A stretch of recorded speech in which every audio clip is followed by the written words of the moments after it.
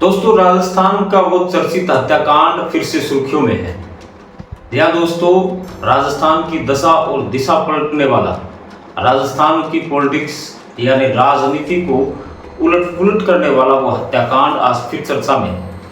जहाँ दोस्तों मैं बात कर रहा हूँ भंवरी देवी हत्याकांड की, जिसे डॉक्टर आज भी जिंदा समझ रहे हैं। जी हाँ दोस्तों, जो भंवरी देवी आज से 12-13 साल पहले एक हत्याकांड में मारी गई थी, जिसे जिंदा जला दिया गया था, आज कागजों के अंदर वो जिंदा है।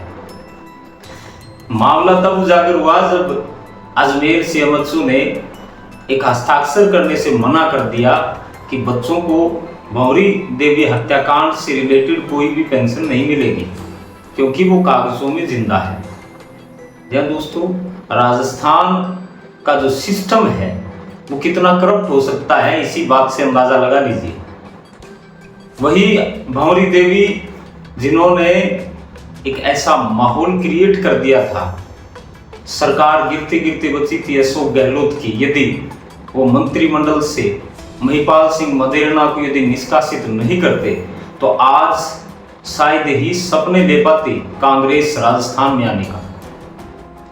महिपाल सिंह मदेरणा अशोक गहलोत के बड़े करीबी थे उस समय में, और बड़ा जनबल मदेरणा परिवार के साथ उस समय हुआ करता था, आज भी है। लेकिन एक निर्णय से ही आज सरकार टिक पाई थी। लेकिन वो हत्याकांड चर्चा में रहा, आप सब जानकार हैं। आज फिर चर्चा में इसलिए है क्योंकि उनके बच्चों को उनकी मौत के बाद जो मिलने वाली पेंशन थी, जो भत्ता था, वो नहीं मिल रहा है।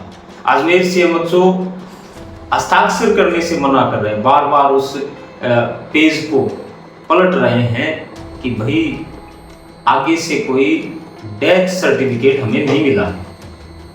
जिस हत्याकांड में सीबीआई जांच हो चुकी हो, जिसमें केंद्र की सरकार तक इन्वॉल्व हो, उस हत्याकांड का जो मुद्दामुखी मृतक है उसका जो डेथ सर्टिफिकेट है वो न बने, ये हो ही नहीं सकता। एक कागज के ऊपर मोहर न लगने से उन बच्चों को आज वो भत्ता नहीं मिल रहा है। 2012 से कोर्ट के अंदर याचिका है, वो दायर हो चुकी, बार बार तारीखें दी जा रही है।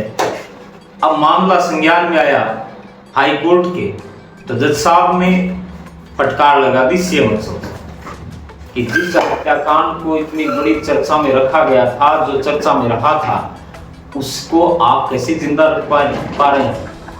भंवरी देवी कैसे जिंदा हो सकती है? भाई बड़े सवाल है वो सिस्टम पर खड़े हो रहे हैं, क्योंकि जो मृतक राजस्थान में सबसे ज्यादा चर्चा में रहा, जिसे लाइव दिखाया गया था, जिसकी सीडियां हैं वो वायरल हुई थी उस समय, बड़े बड़े राजनेताओं के नाम उस लिस्ट में शामिल थे, किस प्रकार उसे मरवाया गया, कितने कितने रुपए में डील हुई, कौन कौन मंत्री शामिल थे, कैसे कैसे शामिल थे, खुद पति है वो हत्यारा कैसे बन गया था, वो सारा कांड आज भी आम आदमी के जहन में है, याद है। फिर सीएमएचओ साहब क्या देख रहे हैं? सीएमएचओ साहब को इंग्लैंड से थोड़ी ना आए हैं कि उनको पता ही नहीं कि भंवरी देवी मृत है। भाई कोर्ट इस विषय में संज्ञान ले चुकी है, याचिका दायर है, कब तक निर्णय आएगा वो तो देखने लायक होगा। लेकिन एक सवाल या निशान है राजस्थान के सिस्टम पर खड़ा होता है कि जिस हत्याकांड के बाद भी आप उसे जिंदा समझ रहे हैं, तो ऐसी डेथ है वो राजस्थान के अंदर बहुत सी हो चुकी है।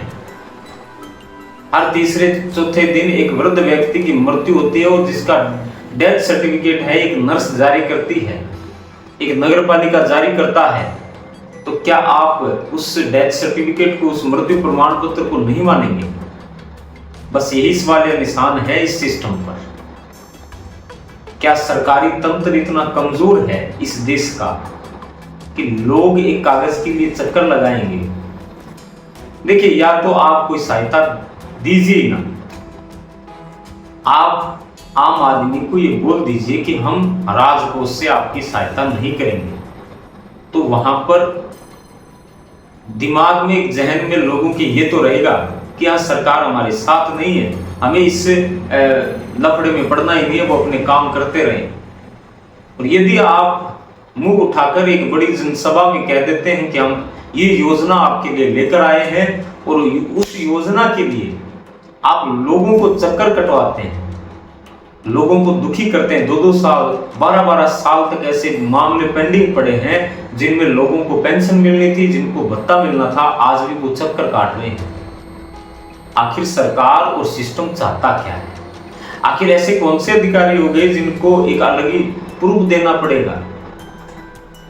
ऊपर से यमराज थोड़ी ना डेथ सर्टिफिकेट लेकर आएंगे कि हाँ भौरी देवी का हत्याकांड हुआ था और ये मृत्यु का प्रमाण पत्र है, ये लीजिए सेमंचो साहब, और अब आप भत्ता जारी कर दीजिए। भी ऐसा तो शायद होने वाला नहीं है, क्योंकि हमारे लिए वो भिन्न तो नहीं है, यमराज हैं, उनको और भी काम है। तो सेमंचो साहब कोई अलग देश से भी नहीं आए होंगे। हो ना हो कहीं ना कहीं ऐसा सिस्टम तैयार किया जा रहा है जिससे लोगों को आहत किया जाए और आम जन को जो सुविधा सरकार की है वो न मिल पाए।